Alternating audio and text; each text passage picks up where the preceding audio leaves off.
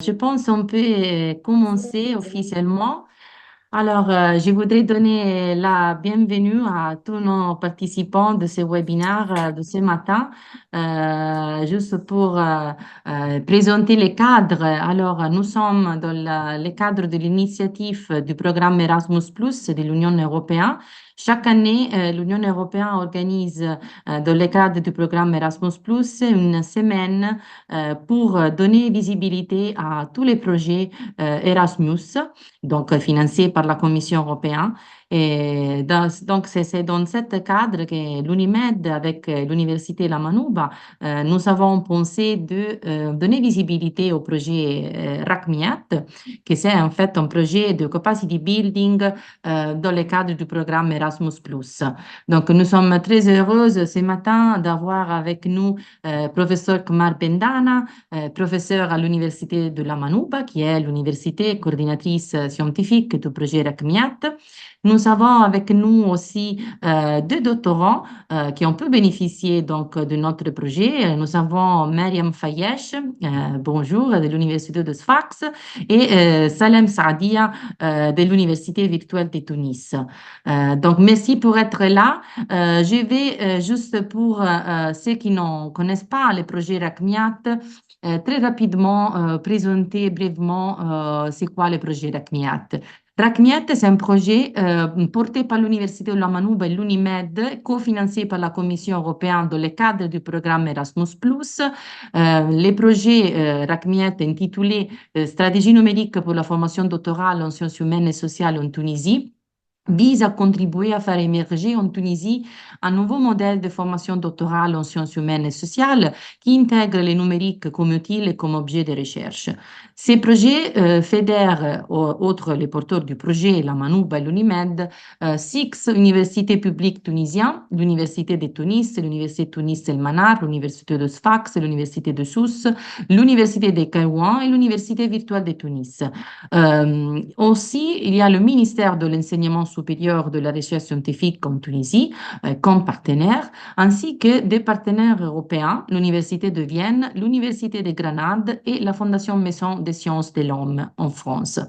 Dans ce cadre de ces projets qui a duré plus de 4 ans, nous avons travaillé pour consolider une communauté euro-tunisienne des doctorants en humanité numérique et initier aux enjeux des humanités numériques qui font un bon usage pour lever les défis sociétaux de leurs contextes sociaux. Les activités du projet de RACMIAT ont été des moments très importants en faveur de l'adoption du numérique dans la formation doctorale en sciences humaines et sociales. Les projets ont permis d'élaborer les stratégies numériques de la formation doctorale des universités publiques tunisiennes, partenaires du projet. Et ces projets ont joué aussi un rôle crucial dans la transformation de l'enseignement supérieur en Tunisie en mettant en place des stratégies pour moderniser cette formation en sciences humaines sociales, renforçant les compétences du personnel académique, promouvant les interactions des doctorants avec l'environnement socio-économique à l'échelle nationale et internationale. Donc, ceci dit, je voudrais donc donner la parole aux bénéficiaires du projet. Nous allons commencer par professeur Kmar Bendana, professeur à l'Université de la Manuba. Cher professeur Bendana, j'aimerais savoir quels sont les apports que le projet RACMIAT a eu sur votre expérience en tant qu'enseignante et chercheur. Vous pourrez ouvrir le micro, professeur Bendana, à vous la parole. Ah oui. Merci beaucoup, Sylvia. Justement, je vais donner un témoignage personnel, mais peut-être aussi un témoignage qui peut se recouper aussi avec l'histoire de l'université tunisienne en elle-même, c'est-à-dire comment est-ce que la rencontre de l'université tunisienne à travers moi peut montrer aussi l'importance de l'évolution de l'usage de l'informatique dans les sciences humaines et sociales. Quand j'ai commencé à exercer en tant qu'enseignante, si je puis dire, après mes études, on était plutôt dans une période qu'en tant qu'historienne, j'utilise le mot préhistoire exprès, c'est une image pour dire qu'on était dans une période où l'université dispensatrices de savoir, d'études, de recherche, etc., s'adosser à des centres de documentation. C'est-à-dire que il y avait d'un côté une université qui produisait du savoir et des centres de documentation qui produisaient de la documentation. C'était l'époque, si on peut dire.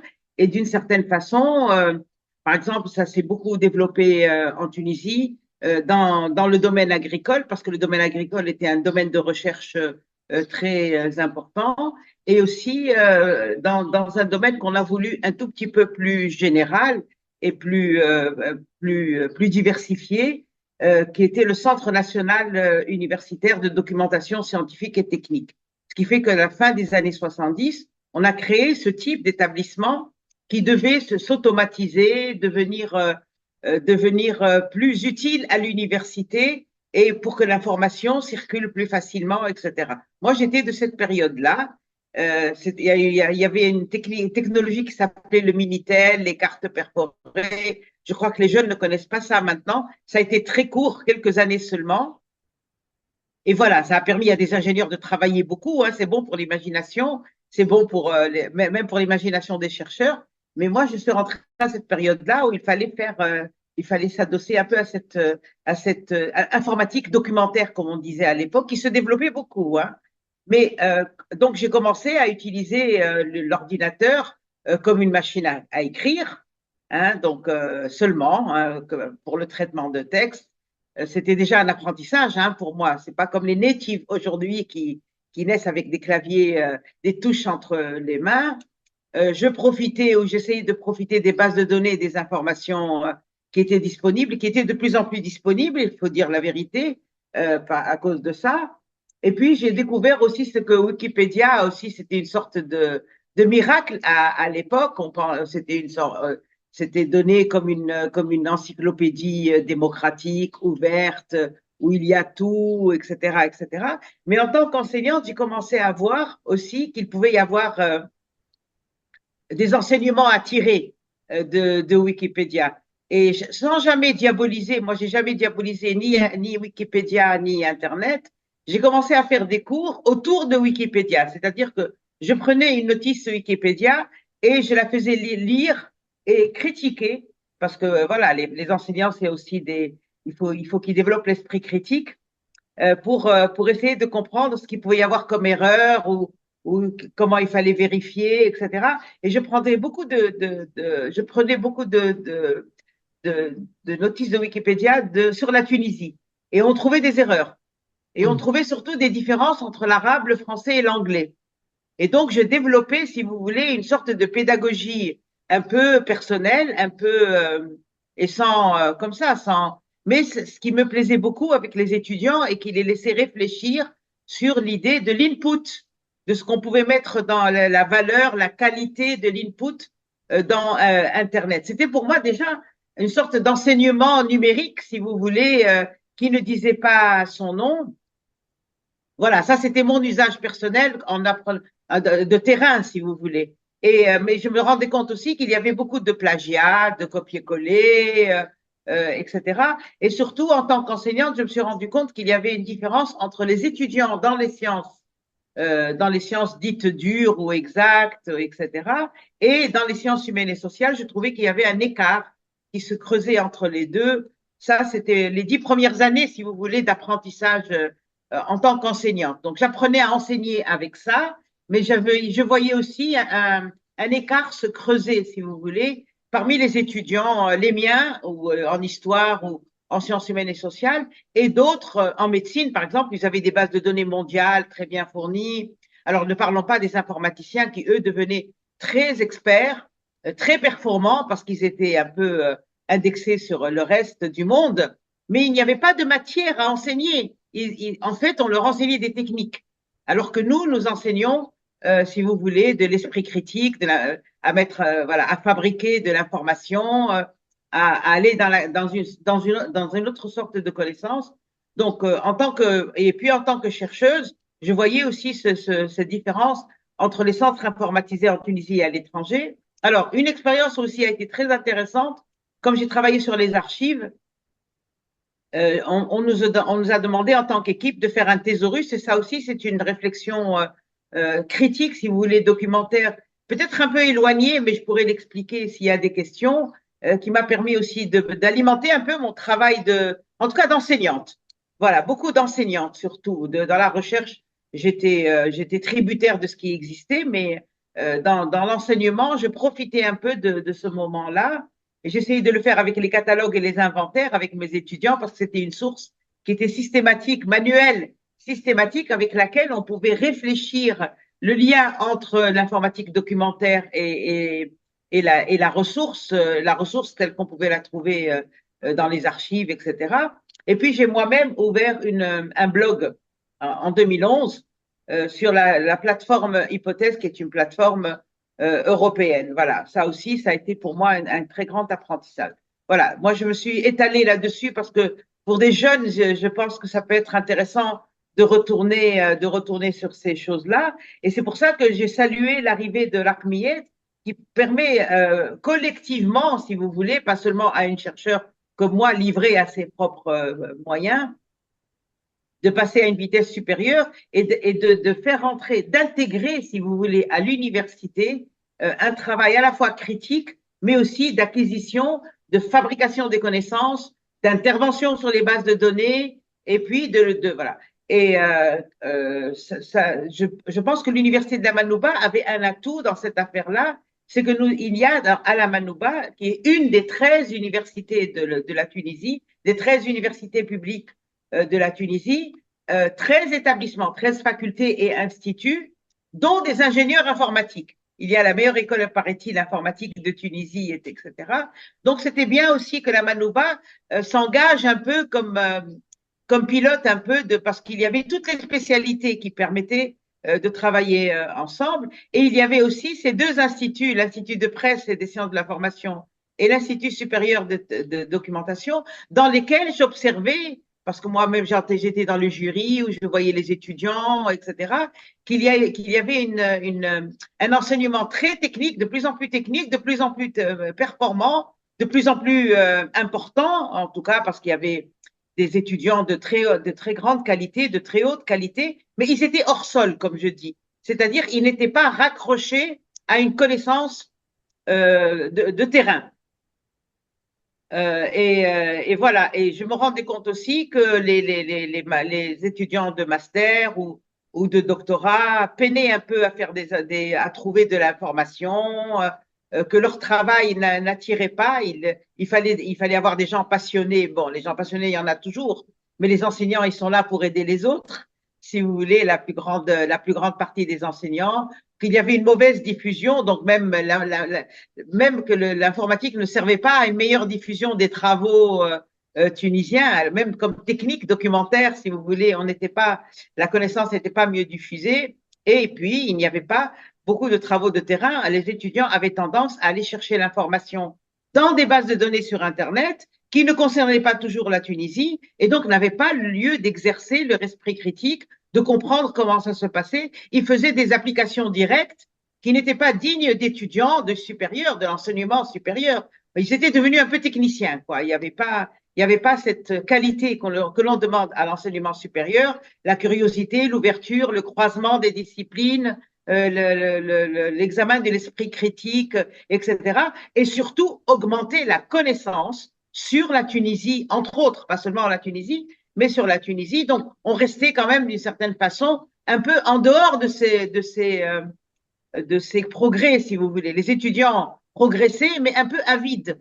Voilà, ça tournait un peu avide, ou bien ils pouvaient servir à autre chose, et pas à améliorer la connaissance de la Tunisie, la connaissance critique, celle que les sciences humaines et sociales peuvent développer. Et donc, moi, je trouve qu'il y a eu deux événements. Je continue à fonctionner un peu comme historienne pour essayer de comprendre aussi quels sont les événements, à part que le projet L'Arc-Miette était bien pensé, je trouve, et a attiré beaucoup de monde et beaucoup d'enseignants comme moi qui étaient conscients un peu de tous ces problèmes. Il y a eu deux événements dans l'histoire de la Tunisie qui ont peut-être servi d'accélérateur ou qui ont permis de comprendre l'importance de l'Arc-Miette. D'abord, la révolution tunisienne, parce que vous savez que la révolution tunisienne, entre autres, de 2011, a beaucoup servi à diffuser l'information, les contestations, les protestations par Internet. Et ça a été une sorte de leçon directe, de leçon sauvage. Et les étudiants et les enseignants l'ont compris d'une certaine façon. Et le Covid aussi, qui a mis tout le monde à la maison et qui a obligé aussi tout le monde à imaginer des formes d'enseignement aussi plus adaptées avec les moyens informatiques. Tout le monde aussi, peut-être d'une certaine façon, on a compris qu'on ne pouvait pas chacun travailler tout seul dans son coin. Moi, quand je suis historienne, j'ai besoin de l'histoire, mais j'ai besoin de la sociologie, j'ai besoin de l'anthropologie, de la linguistique, de la démographie, etc. Et ça, chacun dans son coin, je donne mon exemple parce que je peux en parler, mais chacun le sentait un peu comme ça. Et d'une certaine façon, ces deux événements ont permis aussi à des générations comme moi et plus jeunes de se rapprocher, de comprendre plus, ne serait-ce que parce que les jeunes souvent nous donnent des astuces techniques, nous apprennent, on peut appliquer avec eux, etc. Et nous, bah, ça nous permet de collaborer autrement comme entre enseignants et étudiants, de faire aussi une collaboration disciplinaire plus grande. Et puis, je voudrais aussi parler de cette collaboration, ou en tout cas de cette circulation entre les langues, qui est une des caractéristiques de l'université tunisienne, qui est une université à la fois francophone, arabophone et anglophone, à des degrés différents, avec des assemblages différents. On le voit maintenant chez les étudiants. Souvent, il y a ce trio linguistique qui existe, mais en même temps, ça aussi, ça peut être pour nous une ressource, si vous voulez, à développer avec Internet. Et puis, en tant qu'enseignante aussi dans les sciences humaines et sociales, souvent, on mystifiait beaucoup les approches quantitatives, les échantillons, les grosses enquêtes, etc. Et d'une certaine façon, ça a fait du bien un peu au savoir humaniste, comme on dit, parce qu'on a trouvé aussi des façons de concilier ce qu'on peut appeler les approches qualitatives et les approches quantitatives. Il faut l'un et l'autre. Il faut savoir les associer dans chaque recherche, dans chaque questionnement, dans chaque problématique.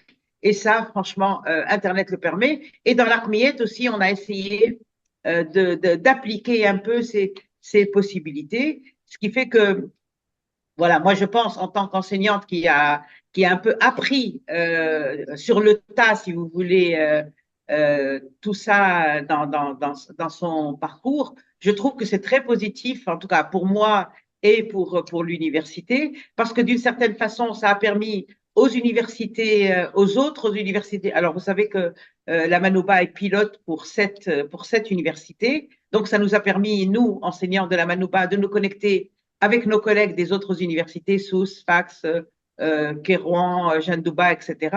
Et ça, c'est pas rien du tout. C'est un petit pays, mais les cloisons sont grandes parce que chacun est un peu occupé. Donc, c'est bien que le travail aussi se décloisonne et ça nous a permis de nous décloisonner dans les 7 universités. Mais ça a permis, maintenant, je pense qu'il faut aussi étendre le travail aux 6 autres universités de la Tunisie, parce que ça aussi, ça doit être un gain pour tout le pays.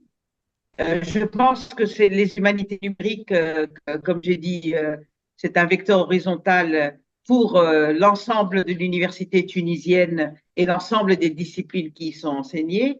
Je pense aussi que ça va nous permettre d'étudier un problème qui est aujourd'hui fondamental dans l'acquisition des connaissances partout, pas seulement en sciences humaines et sociales, mais particulièrement en sciences humaines et sociales, qui sont les questions d'éthique, les questions de propriété du savoir, de la connaissance, etc., pour pouvoir un peu les communiquer et les enseigner à nos étudiants d'une façon saine depuis le début, qu'ils réfléchissent aux dangers, qu'ils comprennent et qu'ils soient eux-mêmes vigilants avec ces méthodes pour qu'on ait à la fois des programmes communs entre nous sur la Tunisie, mais qu'on les ayons aussi des terrains plus approfondis, mais qui puissent comparer avec les terrains maghrébins, le Maroc, la Libye, l'Algérie, la France, l'Europe, toute l'Europe. C'est-à-dire que Internet permet aussi des comparaisons plus larges parce que ça permet aussi une ouverture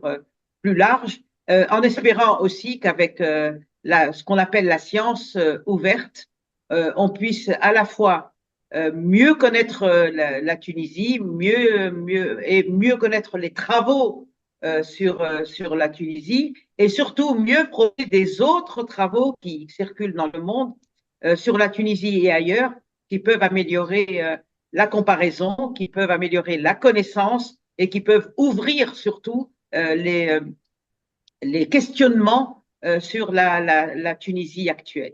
Voilà, c'était un peu, mais c'est un témoignage. Voilà, merci beaucoup.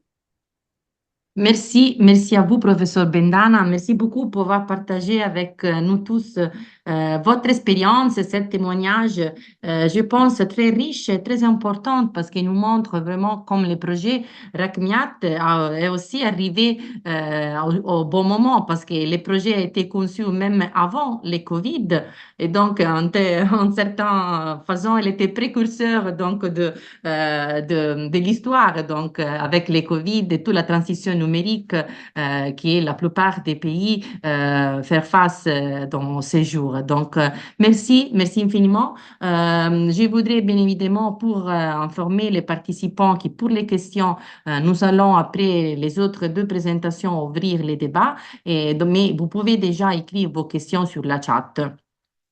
Alors maintenant, je vais donner la parole à Salem Saadia de l'Université virtuelle de Tunis, les doctorants de l'Université virtuelle de Tunis. Pour Salem, j'aimerais savoir comment RACMIAT a pu vous aider à mieux valoriser votre sujet de recherche sur les marchés du travail. Salem, à toi la parole.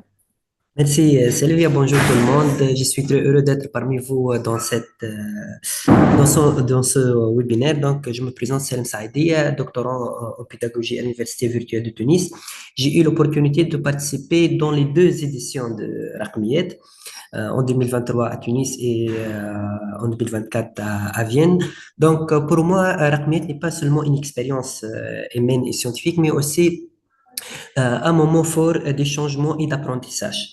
Donc voilà, donc je vais essayer de parler de ce mariage, soi-disant, entre Rakmiet, mon sujet de recherche, et le marché du travail. Donc voilà, je vais commencer la présentation. Salem, tu D'accord. peux le mettre plein écran, comme ça on peut Ok, voir mieux la présentation, s'il te plaît. ok, super. Très bien, merci. Donc, Rakmiet a été non seulement une expérience humaine scientifique, comme j'ai dit, donc, mais aussi un catalyseur de changement, transformant non seulement ma recherche doctorale, mais aussi mon engagement au sein de la communauté professionnelle. Donc, RACMIET offre l'opportunité d'un changement non seulement sur le plan personnel, mais aussi sur le plan, sur le plan scientifique, mais aussi sur le plan professionnel. Donc, je vais essayer dans cette présentation, nous allons essayer de mettre en relation le sujet de thèse, RACMIET et le marché du travail. Donc, tout d'abord, RACMIET est un facilitateur à une conversion, d'une conversion, reconversion professionnelle. Donc, en tant qu'éducateur stérilisé, RACMIET m'a aidé de développer un cycle de formation destiné aux professionnels de handicap en se basant sur le numérique, mais aussi m'aider à valoriser les résultats de ma recherche doctorale et leur diffusion sur le terrain. Donc, sur le plan d'une vie professionnelle en tant qu'éducateur spécialisé, RACMIET m'a facilité l'accès à un certain nombre de données qui ne sont pas vraiment accessibles à travers des autres pistes ou bien à travers des autres canaux. En tant que chargé des études et de recherche au Centre international de la promotion des personnes handicapées, donc RACMIET m'a aidé à rendre visible ma recherche auprès des acteurs du marché du travail, mais aussi des décideurs et d'autres chercheurs. Et RACMIET me permet aussi d'être impliqué dans une commission de rédaction d'un programme pédagogique destiné aux institutions d'éducation spécialisée. C'est un programme donc d'aider aux intervenants pour cadrer le travail, leur travail ou bien leur intervention socio-éducative. Pour moi, Raqmiyat aussi, c'est un levier de développement des compétences. Donc, Raqmiyat m'a aidé d'acquérir un certain nombre de compétences numériques essentielles pour ma recherche doctorale. Cela me permet de présenter mon travail avec des outils modernes et de formats innovants, non seulement devant des chercheurs, mais aussi devant des professionnels et dans ma communauté professionnelle.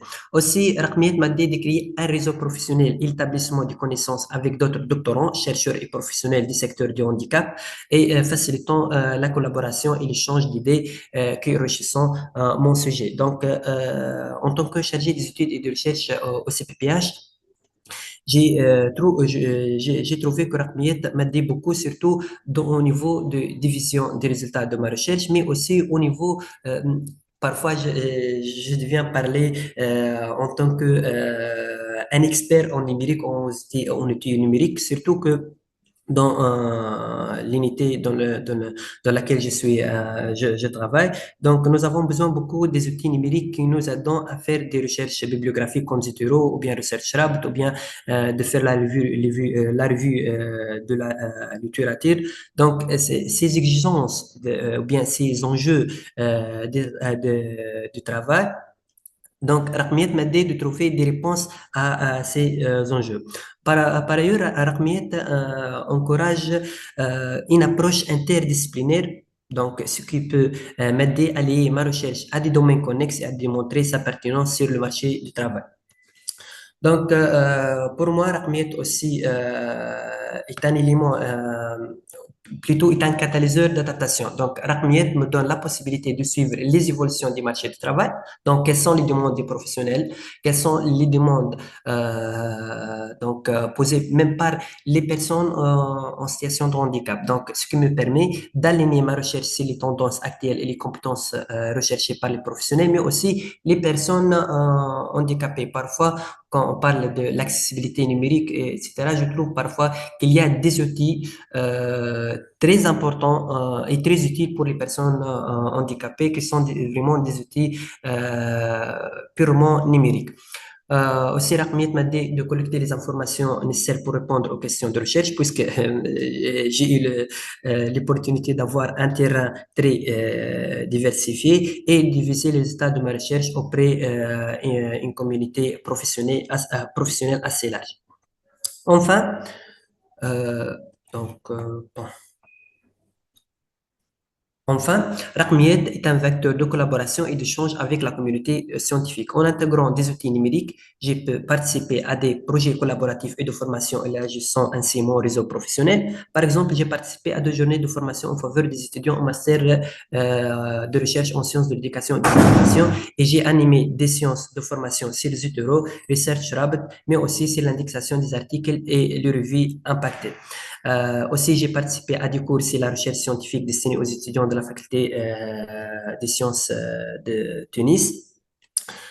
Et Raqmiyat, pour moi, c'est un facilitateur de ma vie professionnelle. En intégrant ces compétences numériques, je peux me positionner comme un acteur clé dans mon équipe capable de mener des initiatives, surtout technologiques, et de contribuer à l'évolution de notre pratique professionnelle. Donc, Raqmiyat m'a aidé aussi à développer une posture réflexive, mais aussi critique par rapport à l'usage du numérique dans ma recherche doctorale et mon travail.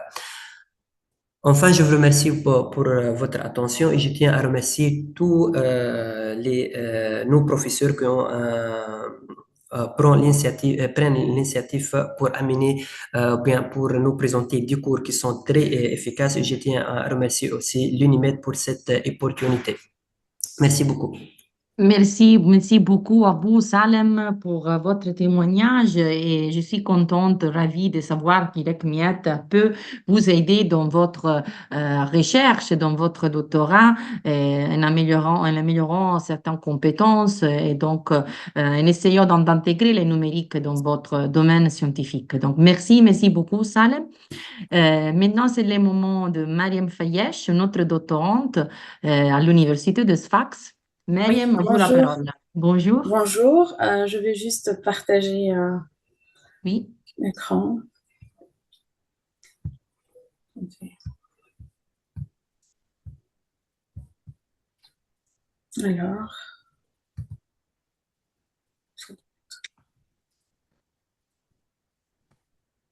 Je clique sur partager, n'est-ce Partager. pas? Oui, oui, c'est absolument. D'accord. Oui. Ok. Donc, normalement, alors, c'est bon? Oui, il va arriver, je pense. Oui, voilà. Très Si, bien. si vous Voilà. pouvez mettre un plan écran, comme ça Oui, on voit mieux. voilà. Et- Merci. Je Très vous en bien. prie. Voilà, juste. Alors, pour commencer, d'abord, je me présente, Fayesh Madiam, doctorante en littérature française moderne à la faculté des sciences, à la faculté des lettres et des sciences humaines de Sfax, enseignante à l'École nationale d'ingénieurs et formatrice en technique de communication. Toujours heureuse et ravie de participer avec vous une deuxième fois dans les webinaires de cette deuxième école. Et la question qui concerne ma présentation est la suivante. Que signifie pour moi participer dans le projet LACMIET en tant qu'étudiante tunisienne dans un projet de coopération internationale?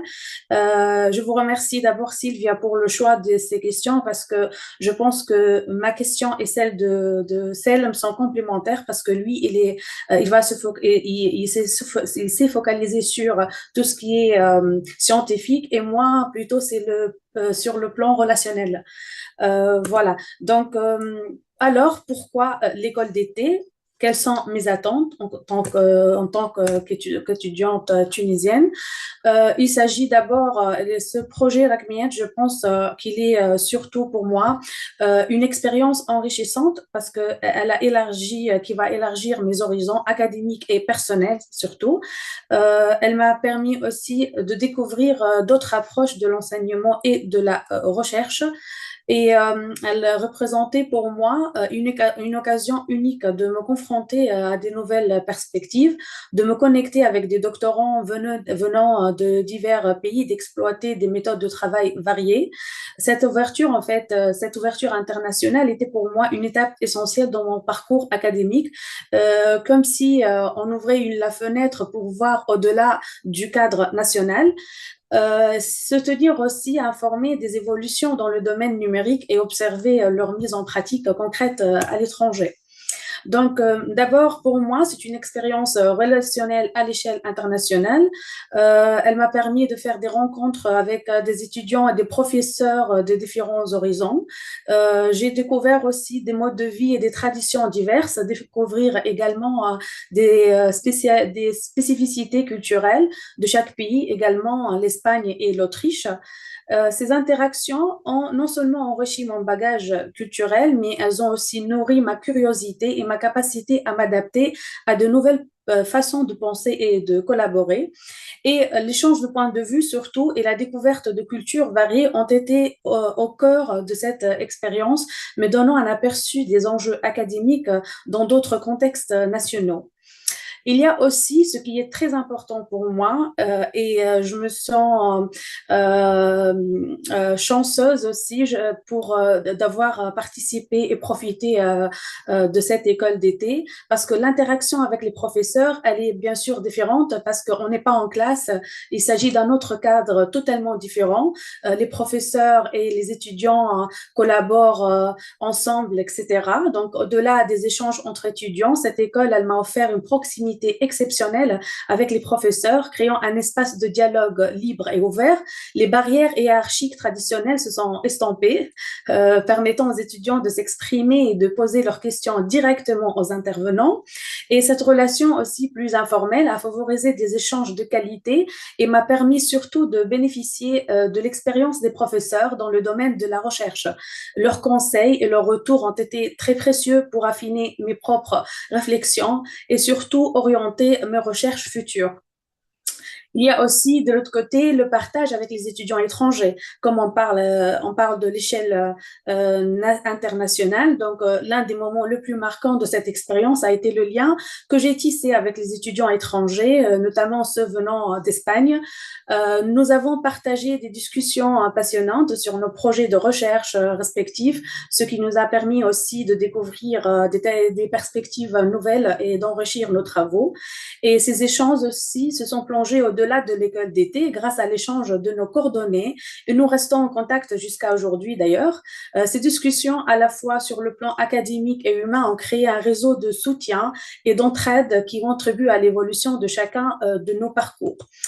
Voici ici quelques photos pour partager comme on est dans le numérique. J'aurais aimé aussi garder ces empreintes et montrer les photos qui confirment ce que je viens de dire. J'ai sélectionné les photos de la première et la deuxième école d'été qui illustrent les moments partagés avec les professeurs et les étudiants étrangers. Ces images, comme vous voyez, témoignent de la richesse d'échanges aussi enrichissantes avec les étudiants étrangers avec qui nous avons partagé des discussions passionnantes et gardé un lien jusqu'au aujourd'hui. Et voilà, voici les quelques photos. Et voilà, merci pour votre attention. Merci, merci à vous, Mariam. Merci beaucoup aussi pour votre témoignage. Cela montre, à mon avis, l'un des plus importants, je dirais, des objectifs de ce type de projet, Erasmus+, c'est donc des coopérations internationales qui, au-delà, bien évidemment, de bénéfices que ces projets apportent en termes de point de vue académique, donc de carrière professionnelle, etc., carrière académique, etc., c'est là aussi, c'est l'un des objectifs, donc d'enrichir bien évidemment les bagages culturels, de connaître d'autres cultures, connaître d'autres langues, faire donc une expérience à l'international très important. C'est comme vous avez eu la chance de faire, soit en Tunisie et soit en Autriche très récemment en septembre. Aussi, Mariam comme Salem, elle a eu l'occasion de participer à toutes les deux éditions de l'école Oui. d'été. Donc, c'était vraiment une expérience enrichissante et merci beaucoup pour cet témoignage. Mariam, Merci, merci. merci à tous les deux. Alors, maintenant, nous avons un peu de temps, un quart d'heure pour les questions de la part donc, de participants. S'il y a des questions, des curiosités sur les projets, sur les activités du projet, n'hésite pas donc à l'écrire sur le chat ou lever la main. Je suis en train de vérifier s'il y a des questions pour nos intervenants, soit pour le professeur Kumar Bendana ou bien pour les deux doctorants. Je ne vois pas des questions ou de mains levées. N'hésite pas donc à ouvrir, à lever la main ou à écrire sur la chat.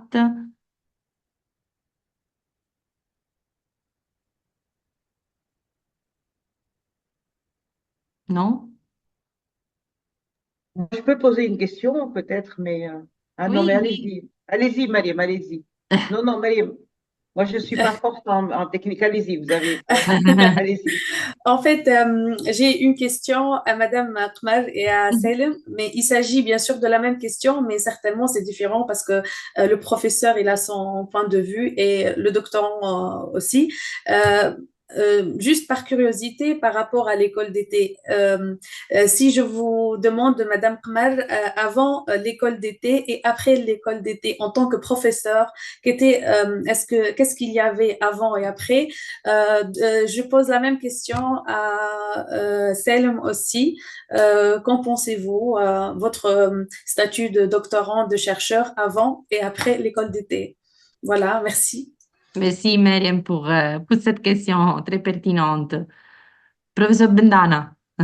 Je sais pas, à mon âge, avant et après une école de, j'en ai tellement fait des écoles doctorales. Bon, c'est pas du tout pour dire, pour banaliser, mais chaque expérience apporte son lot. Moi, je me suis dit, dommage que l'Armiette termine et voilà, il faudrait qu'il y ait autre chose parce que je suis consciente que Oui, cela donne de nouvelles comment dire, de nouvelles manières peut-être de travailler. Mais surtout, je me suis dit, parce qu'on a fait les deux écoles doctorales de Tunis qu'il nous faudrait plus d'étudiants européens qui travaillent sur nos terrains et qui connaissent un peu plus les terrains de la Tunisie ou d'autres pays. Je parle de la Tunisie parce que c'est mon ancrage, si vous voulez. C'est pas du tout pour fétichiser le terrain, mais comme il y a quand même comment dire, un gap entre le nord et le sud, tout le monde en est conscient et nous essayons de travailler aussi à ce que l'avenir ne soit pas handicapé parce que ça handicape Oui, l'avenir. Hein. Les inégalités handicapent l'avenir pour tout le monde, pour ceux qui sont des deux côtés. Donc nous travaillons, si vous voulez, à diminuer ce gap qui handicape l'avenir pour tout le monde. Je me suis dit, si on devait réfléchir d'une façon tactique et concrète à la prochaine étape, c'est aussi cette question que je voulais vous poser à vous oui, en tant que jeune, c'est en tout cas dans ma perspective à moi, c'est une perspective à mettre sur la table, c'est qu'il y ait un flux d'étudiants européen plus important, plus durable sur le temps, plus intéressé aussi aux questions qui se posent chez nous, quitte à travailler. Moi, je suis une adepte de la comparaison aux problématiques croisées, par exemple la question de l'eau, la question de la famille, la question de la consommation, etc. Ce sont des questions qui concernent tout le monde aujourd'hui, qui peuvent être posées dans différents contextes. On pourrait aussi territorialiser un peu la formation, des séjours d'étudiants européens plus longuement, un peu dans nos murs, dans les murs de nos universités, parce que ce serait une manière aussi de valoriser les compétences qui existent ici et de donner aussi aux jeunes Européens une vision plus vraie de ce qui se passe et pour leur donner aussi des idées plus importantes. C'est eux qui doivent avoir des idées, c'est pas, vous comprenez? Donc, moi, je pense que je veux que les Tunisiens aillent plus souvent, circulent, parce qu'il y a les problèmes des visas, etc. Je suis très consciente que ça, c'est une cage qui est très handicapante, si vous voulez, oui, pour s'ouvrir sur le monde. J'en suis très consciente. Mais je pense aussi que pour que cette cage ne soit pas complètement une cage, il faut qu'il vienne beaucoup d'autres oiseaux.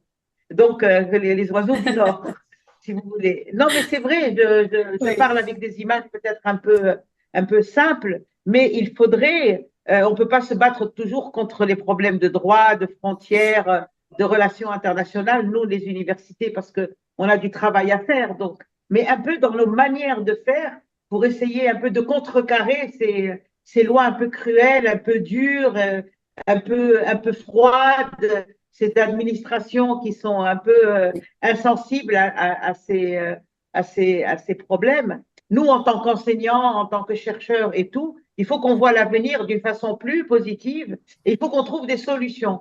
Il faut qu'on trouve des solutions dans nos fonctionnements, avec nos fonctionnements, pour échanger des connaissances, pour diffuser le savoir.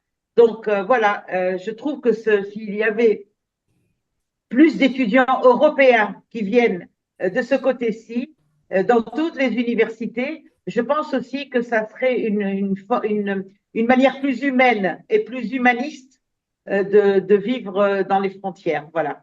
Et je trouve que ces deux écoles doctorales m'ont confirmé un peu dans cette idée parce que je vois bien qu'il y a une curiosité et je vois bien aussi que nous sommes porteurs d'enseignement, de leçons, de manières de faire, pas seulement le couscous et le jasmin, mais que nous avons du savoir, Absolument. voilà, et des connaissances à partager, etc. Et que les jeunes Européens aussi sont très attirés par ça et tout à fait capables de jouer le jeu. Et comme c'est les citoyens et les décideurs de demain, il faudrait commencer par faire ça. Et je pense que ça peut aider aussi à diminuer les inégalités entre le Nord et le Sud. Absolument, absolument. Merci, professeur Bendana. Salem, si vous souhaitez réagir Oui. aussi à la question de Mariam. Oui, mais merci Marie pour cette question qui est vraiment très intéressante, mais aussi je remercie Madame Akmar pour cette réponse et euh, Oui. cette réflexion, je peux dire.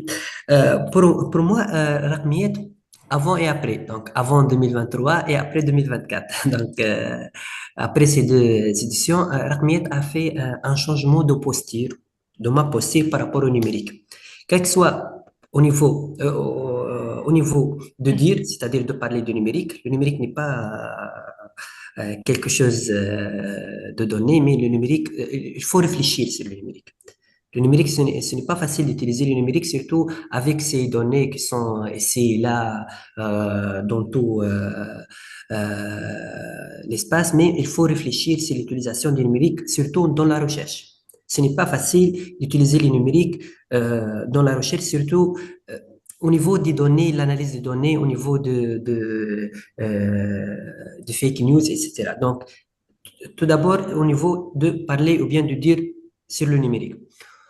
Aussi au niveau de faire ou bien d'utiliser le numérique. Donc, utiliser le numérique aussi, ce n'est pas facile. Avant, en 2023, ce n'est pas facile d'utiliser, par exemple, pour moi, ce n'est pas facile d'utiliser Zotero, ce n'est pas facile d'utiliser Web of Science, ce n'est pas facile d'utiliser ResearchLab, ce n'est pas facile d'utiliser Clarivate.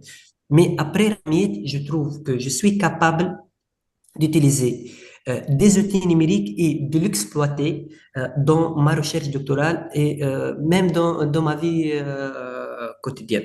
Parfois, avant 2023, je suis comme une personne qui fait des tâtonnements pour apprendre comment utiliser Zotero, par exemple. Vraiment, pour moi, Zotero, c'est une découverte. Pour moi, utiliser le numérique, surtout dans un domaine que je peux clarifier comme domaine spécifique, le domaine de l'éducation spécialisée. En tant qu'éducateur spécialisé, utiliser le numérique et montrer son efficacité avec des personnes qui ont des besoins spécifiques, par exemple des enfants autistes ou bien des enfants ayant une déficience intellectuelle ou bien un trouble d'apprentissage, ce n'est pas faisable. Même les études montrent ça. Utiliser le numérique, il faut utiliser le numérique avec prudence. Au niveau de penser le numérique, aujourd'hui, il faut, en Tunisie, je parle de notre pays, il faut avoir une révolution, non seulement une révolution culturelle, une révolution de pensée, mais il faut avoir une révolution au niveau de l'utilisation du numérique. Déjà, le fait qu'un doctorant utilise des outils numériques, de manipuler des outils numériques dans sa recherche doctorale va faciliter sa vie en tant que chercheur, en tant que doctorant, mais aussi il doit utiliser ces éléments avec quelque chose de maîtrise qui lui va aider par exemple, d'être dans une collaboration, bien d'être dans une situation d'apprentissage, bien dans une situation euh, de donnant-donnant. Le numérique, il faut être conscient que le numérique doit utiliser le numérique, mais avec prudence. C'est une conclusion que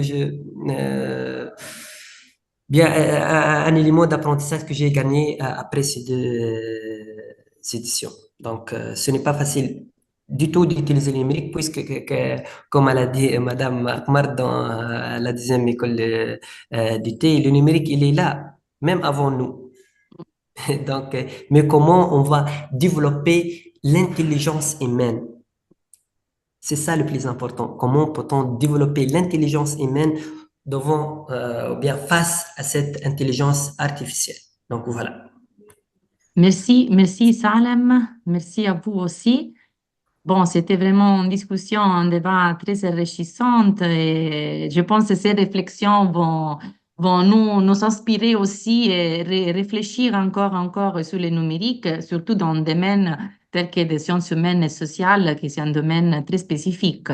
Alors, s'il n'y a pas d'autres questions de la part donc du public, des participants, je voudrais rappeler les sites web du projet. Ici, ma collègue à l'UNIMED a mis sur la chat les liens donc, de notre site web où vous pouvez lire tous les informations, les nouvelles concernant les activités que nous avons réalisées dans le cadre du projet RACMIAT, tous les résultats achevés.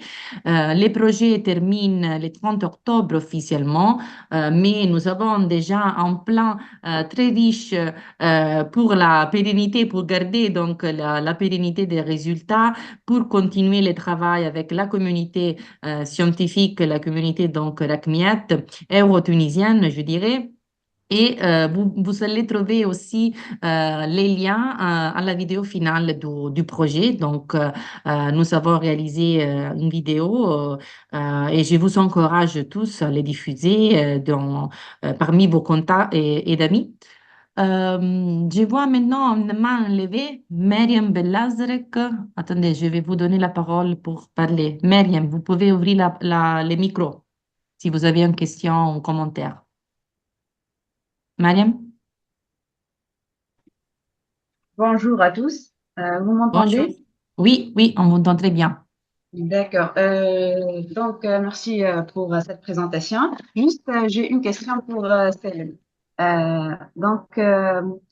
Comment le projet RAPNIET, en intégrant les outils numériques dans la formation des chercheurs et des enseignants, peut-il transformer les méthodes pédagogiques de recherche dans ton domaine? D'accord.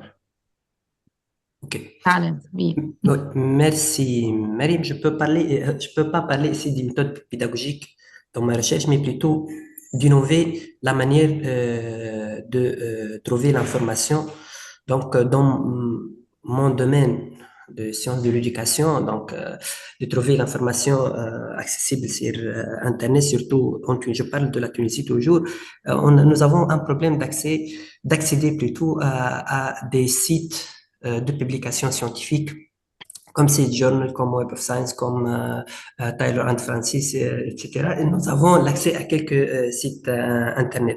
Donc, j'ai eu l'opportunité d'apprendre l'année dernière qu'il y a des méthodes pour avoir des articles, pour accéder à des articles scientifiques. Je parle aussi ici des ResearchRabbit. ResearchRabbit, c'est un site très, très important qui aide le chercheur à faire sa revue de littérature. C'est un site vraiment magique qui peut aider le chercheur surtout à classer les données ou bien à classer les articles, leur pertinence par rapport à son sujet, à son sujet de recherche. Donc déjà j'ai parlé du Zotero, mais aussi pour moi, le numérique ou bien les outils numériques m'aidaient à développer, euh, je dis une posture interdisciplinaire ou bien une pensée interdisciplinaire par rapport à des autres disciplines. Donc, je peux, par exemple, ou bien je peux traiter mon sujet de thèse à travers ou bien sous l'angle des autres disciplines, par exemple sous l'angle de la sociologie, sous l'angle même de l'histoire et de l'anthropologie. Donc, c'est ça le plus important. Mais le plus important, c'est le fait que le numérique m'aide vraiment à classer les données, mais aussi à analyser les données. Je tiens à remercier encore une fois Madame Derrabassi pour sa présentation en relation avec textiométrie qui est vraiment très, très utile dans ma recherche doctorale. Merci encore une fois. Merci, Merci Salem. beaucoup. Merci pour la question, Myriam. Juste pour clôturer, s'il n'y a pas d'autres questions, je voudrais rappeler à tous les publics. Donc, je vois des doctorants qui ont déjà participé parmi les publics aux activités de l'ACMIAT. Donc, tous les parcours dont aussi Salem vient de parler sont hébergés par la plateforme UVT de l'Université virtuelle de Tunis. Ces parcours en ligne seront, après la fin du projet, publiés projet donc, dont ils sont mis à disposition donc, de tous les étudiants intéressés, donc pas seulement les doctorants RECMIAT, mais aussi en sortant par les consortiums RECMIAT, nous souhaitons ouvrir et donner la possibilité d'avoir accès à ces parcours aussi en public plus large des doctorants. Donc, suivez-nous sur notre réseaux sociaux et sur les projets pour savoir donc les prochaines étapes des RACMIAT après la fin officielle. Voilà, je tiens à remercier infiniment nos intervenants en partant par professeur Kamar Bendana. Merci beaucoup, professeur Bendana de l'Université de la Manouba à Ishak. Merci infiniment. Et je tiens à remercier aussi les deux doctorants, Meriem Fayesh de l'Université de Sfax et Salem Saadia de l'Université virtuelle de Tunis. Merci, merci beaucoup. Merci. Je vous souhaite tous les succès pour vos doctorats, votre carrière à l'université et bien évidemment pour votre profession et votre vie. Et je tiens à remercier tous les participants à ce webinaire. Et donc, merci beaucoup et bonne continuation des journées. Merci à tous et à toutes. Merci, Merci. merci, à bientôt. Merci. Merci. À bientôt. Au revoir. Au revoir, À à bientôt. bientôt.